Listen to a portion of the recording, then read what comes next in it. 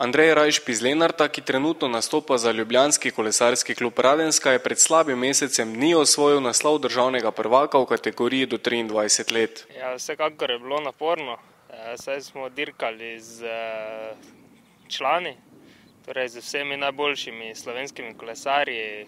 Bilo je tudi nekaj čez 10 profesionalnih kolesarjev naših na štartu. Proga je na prvi pogled izgledala zelo lahka, vendar pa se je pokazalo, da profil vedno ne pove vsega in da pravo dirko naredijo kolesarji. In prav, ko so ti najboljši stopili v ospredje, je postalo za nas tam mladi zelo težko. Naslov državnega prvaka ima seveda posebno težo, a dejstvo je, da je med skoraj vsemi najboljšimi slovenskimi kolesarji z ekip Pro Toura svoje 10. mesto pri komaj 19 letih vliva veliko upanje v prihodnost. Vsekakor je želja v teh 4 letih, da bi uspel prestopiti med profesionalne kolesarje. Vsekakor bi si želel priti v tujino, v kako ekipo z licenco Pro Continental ali Pro Tour.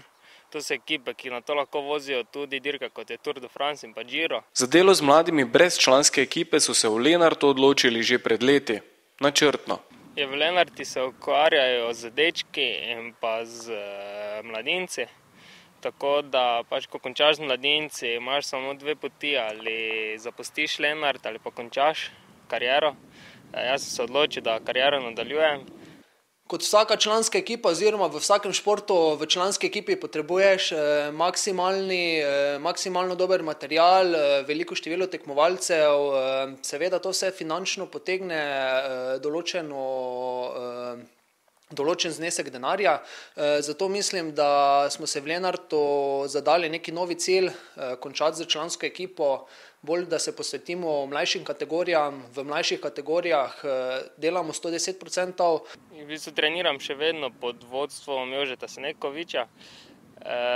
Vsekakor velikokrat na treningu sodelujem tudi z lenarškimi mladinci in pa rekreativci, saj se tako trening hitro skrajša, kajti trenirati sam po 5-6 ur je zelo težko.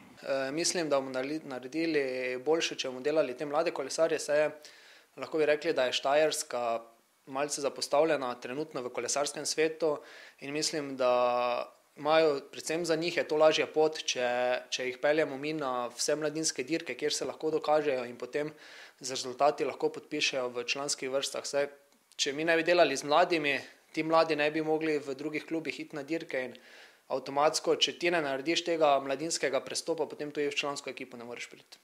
Tudi zmeraj več žensk se udejstvuje v kolesarstvo. Teja Brumen, ki prav tako trenira pod vodstvom Jožeta Senekoviča, je na državnem prvenstvu do 23 let osvojila 2. mesto.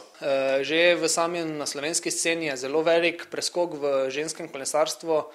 V Lenartu se trudimo iti v korak, sicer malenkost nam primanjkuje osebja, ki bi se še posebej posvetil ženski ekipi, vendar mislim, da smo klub, ki lahko da dobro odskočno desko za potem članske vrste.